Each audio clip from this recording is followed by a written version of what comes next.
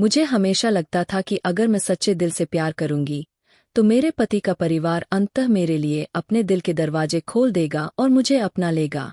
लेकिन बहू के रूप में 6 साल ने मुझे एक अलग सबक सिखाया।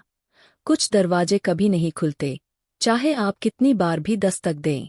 मेरी सास वसुंधरा मल्होत्रा सामाजिक प्रतिष्ठा का प्रतीक थीं।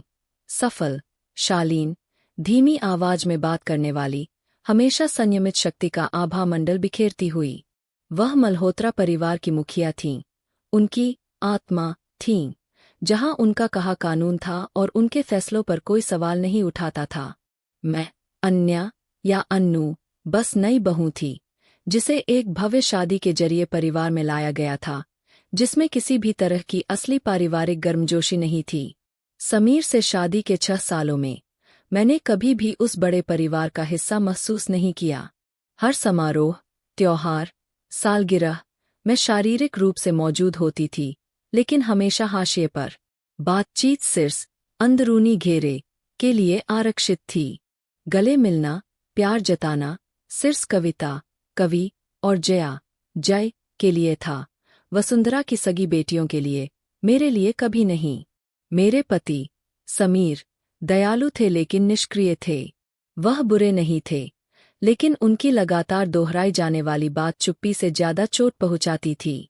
अन्नू, दिल पे मत लो, माँ बस थोड़ी सीधी बात करती है। तुम समय के साथ उन्हें बेहतर समझ जाओगी। मैं पहले उन पर विश्वास करती थी। विश्वास करती थी कि अगर मैं थोड़ी और धैर्यवान, थोड़ी और विनम्र रहूंगी तो चीजें बदल जाएंगी। लेकिन साल दर साल मैं ही थी जिसे पारिवारिक तस्वीरों से बाहर रखा जाता था, सिर्फ अपने परिवार वाली छुट्टियों से बाहर रखा जाता था। माँ, पिताजी और बच्चों को संबोधित ग्रुप टेक्स्ट से हटा दिया जाता था। मैं उनके विशाल घर में एक साए की तरह रहती थी, मौजूद पर अनदेखी। और सिर्फ एक चीज जो मुझे वहां रोके हुए थी, वह समीर के लिए मेरा प्यार था। जब तक मुझे एहसास नहीं हुआ कि वह प्यार मेरे अपने आत्मसम्मान को खत्म कर रहा था। वसुंधरा मल्होत्रा का 65वां जन्मदिन परिवार के एक भव्य आयोजन के अनुरूप मनाया गया। मल्होत्रा हवेली गर्म रोशनी से जगमगा रही थी, मेजें सफेद रेशम से ढकी थीं, महंगी शराब बह रही थी और हर कोने में ऊंचे ऑर्किड सजे थे। कैटर्स से लेकर स्ट्रिंग क्वार्टेट तक सब कुछ सावधानी से चुना गया था, क्योंकि यह परिवार की सबसे महत्वपूर्ण महिला के लिए सबसे महत्वपूर्ण दिन था। समीर और मैं समय पर पहुंचे। उसे तुरंत कवि और जय ने घेर लिया। उसकी बहनें, जिन्होंने मुझे देखते समय अपनी आंखों में ठंडी उपेक्षा छिपाने की कभी जहमत नहीं उठाई, वे उत्साह से बातें कर रही थीं, रेड वाइन के गिलासों पर हंस रही थीं, ऐसे व्यवहार कर रही थीं जैसे सिर्फ एक परिचित थी जिसे उनके अंतरंग दायरे में शामिल होने के लिए पर्याप्त रूप से नहीं जाना जाता था। वसुंधरा ने एक शानदार लाल मखमली साड़ी या गाउन में प्रवेश किया। उनकी मुस्कान पूरी तरह से सधी हुई थी, उस तरह की प्रमुख व्यवसाय की पत्नी वाली मुस्कान जिसकी अक्सर सोसाइटी पेजों में तारीफ होती थी। वह मेज दर मेज घूमती रहीं, अपने पसंदीदा लोगों को तोहफे देती रहीं। मेरी प्यारी कवि के लिए यह नया इटालियन लेदर हैंडबैग मैंने 6 ऑर्डर पर बनवाया है।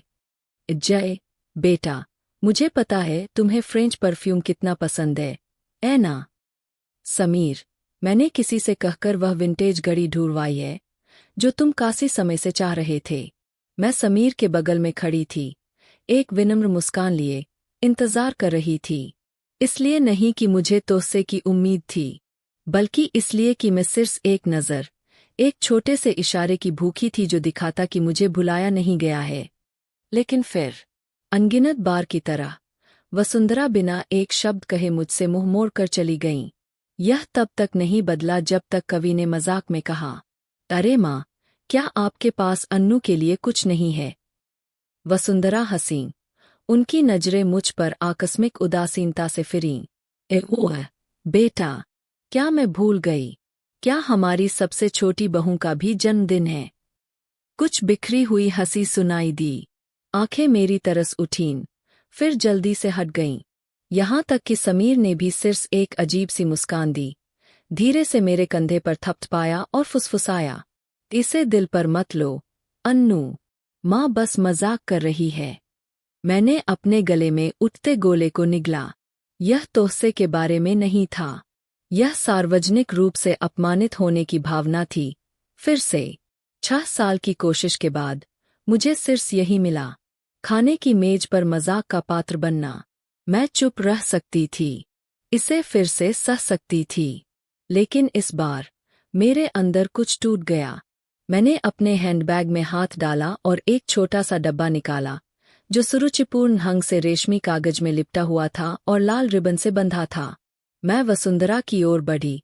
मेरे होठों पर एक हल्की सी मुस्कान खेल रही थी।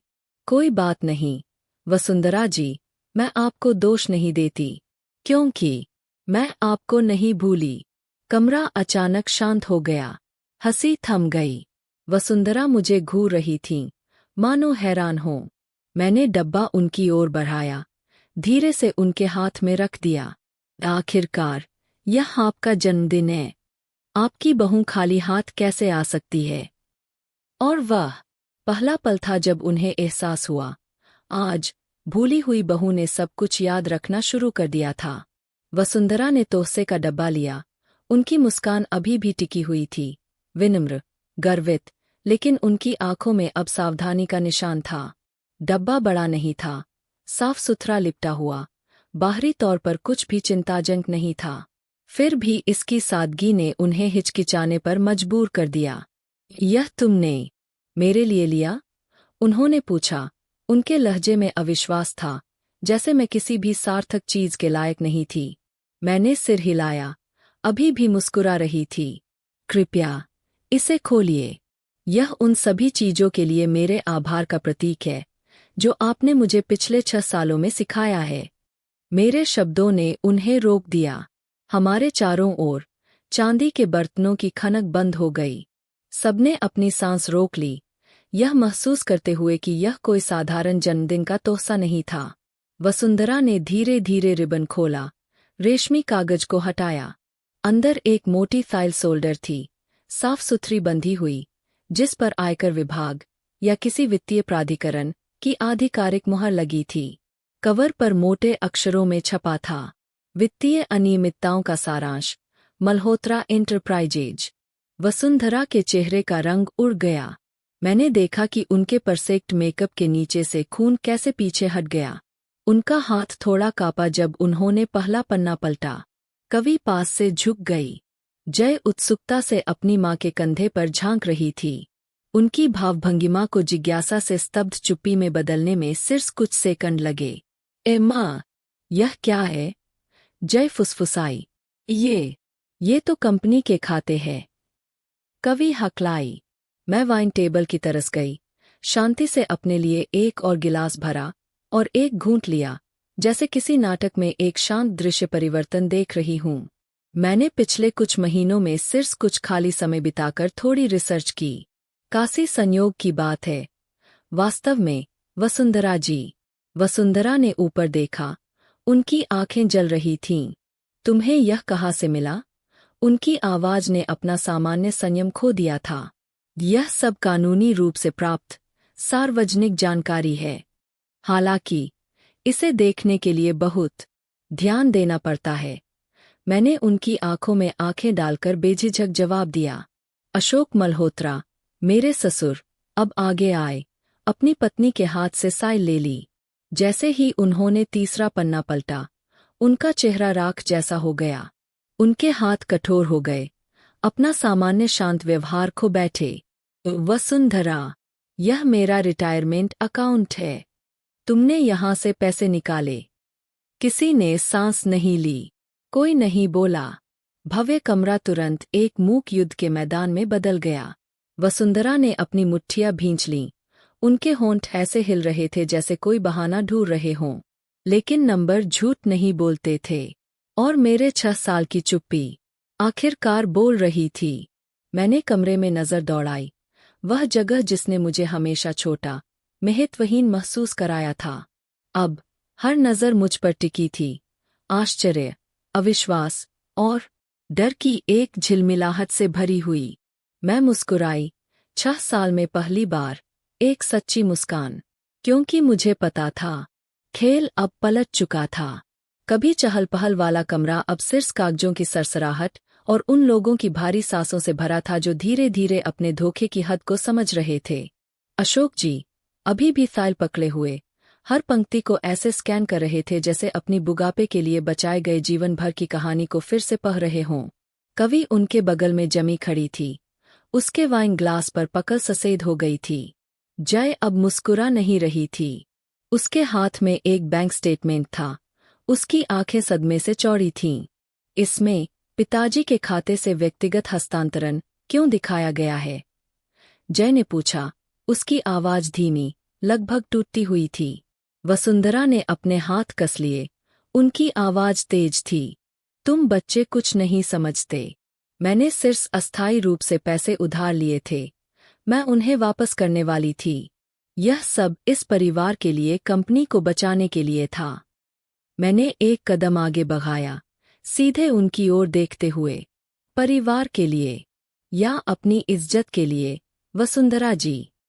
कवि ने अपनी माँ से मेरी ओर देखा, उसकी आवाज भावनाओं से रुंधी हुई थी।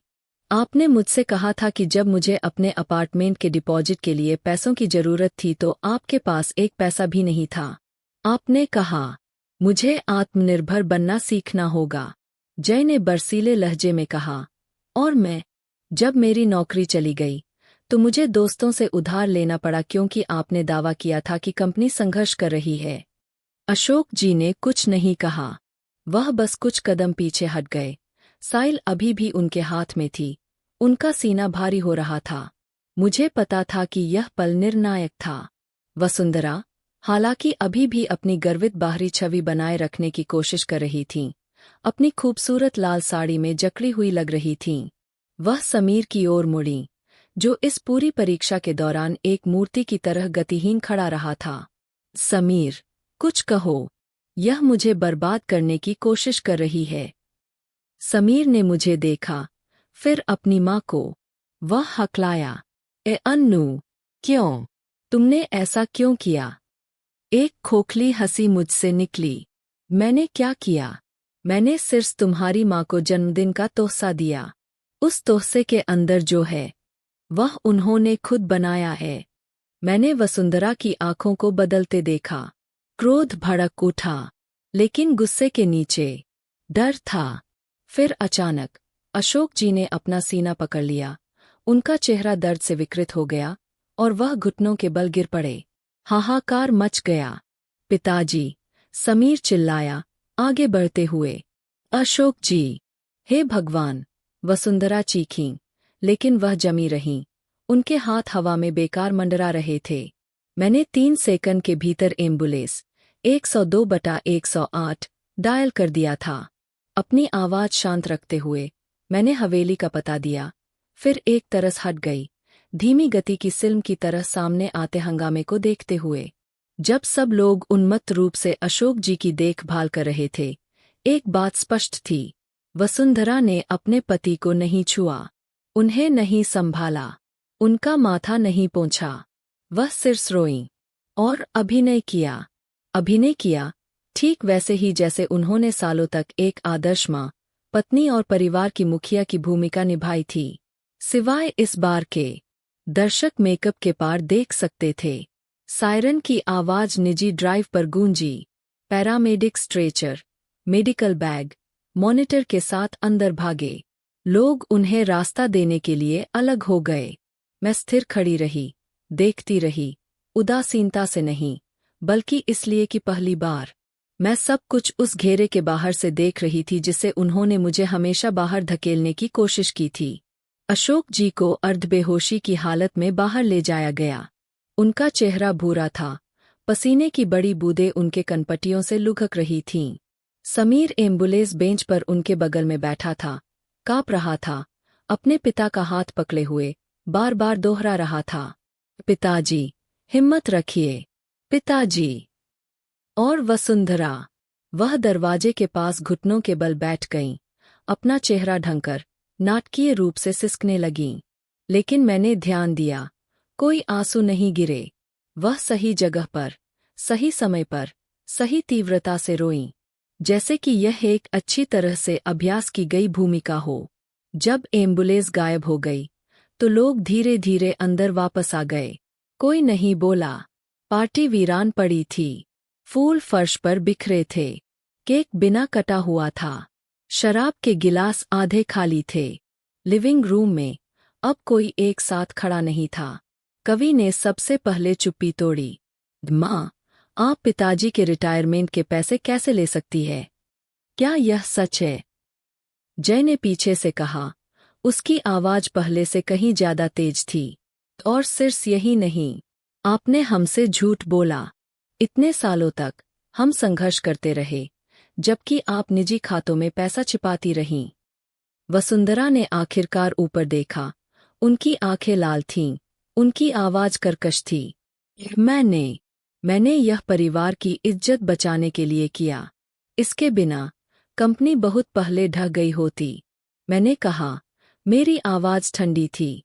और उस इज्जत को बचाने के लिए आप अपने पति को धोखा देने, अपने बच्चों को धोखा देने और अपनी बहू को रौंदने के लिए तैयार थीं। वह मेरी तरस घूमी, चिल्लाते हुए, तुम बाहरी हो। तुम्हें मेरे परिवार का न्याय करने का कोई अधिकार नहीं है। मैं धीरे धीरे करीब गई, सीधे उनके सामने खड़ी होकर।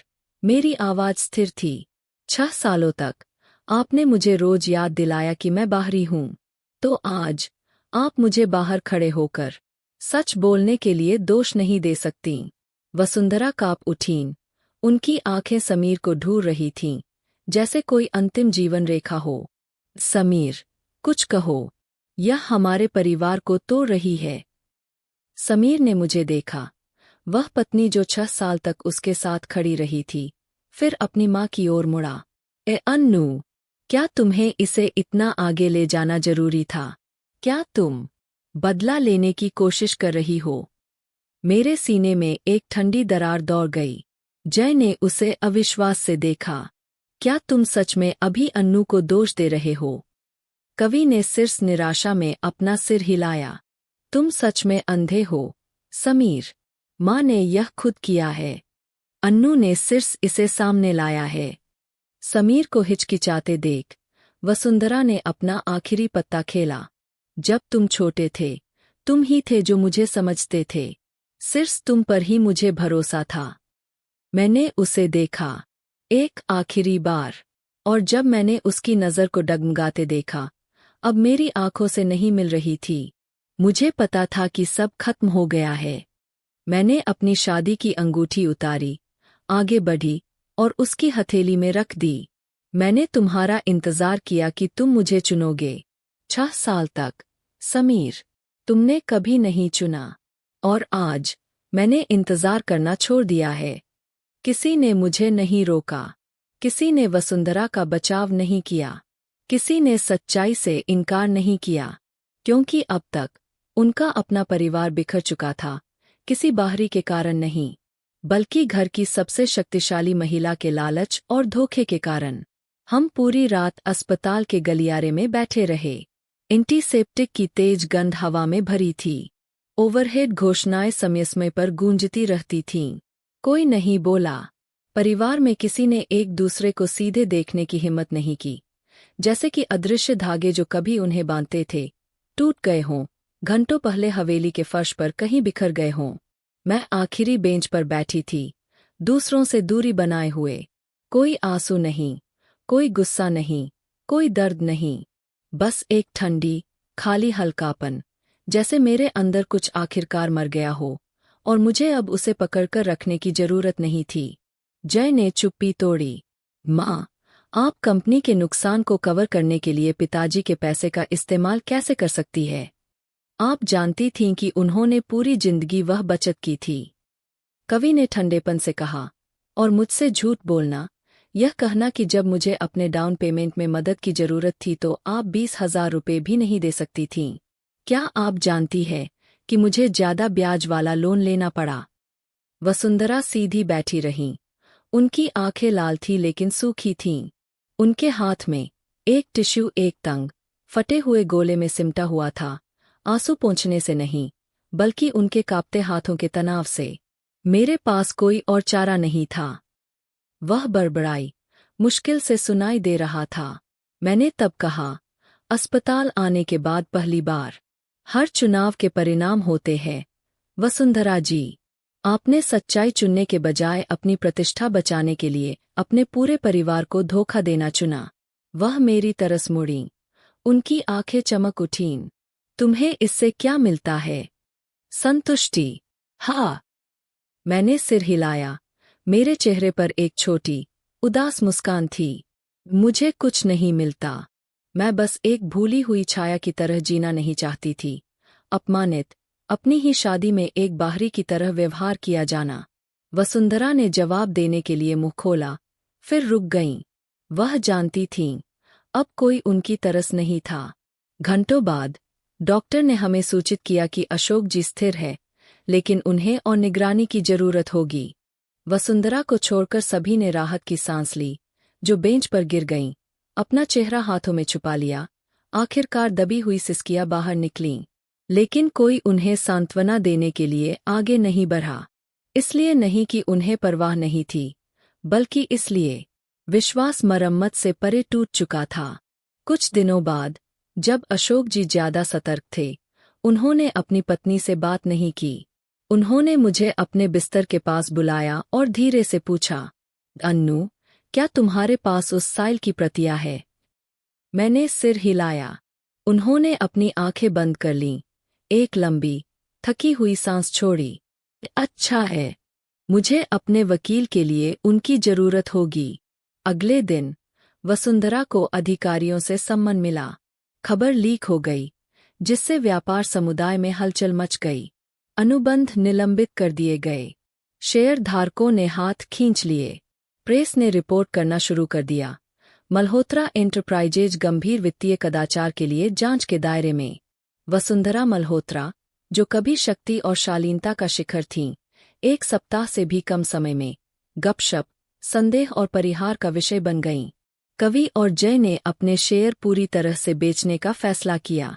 अशोक जी ने एक संक्षिप्त, तनावपूर्ण पारिवारिक बैठक के दौरान अपनी पत्नी से सिर्फ एक बात कही, मैंने अपनी आधी जिंदगी तुम्हारे लिए जी, वसुंधरा।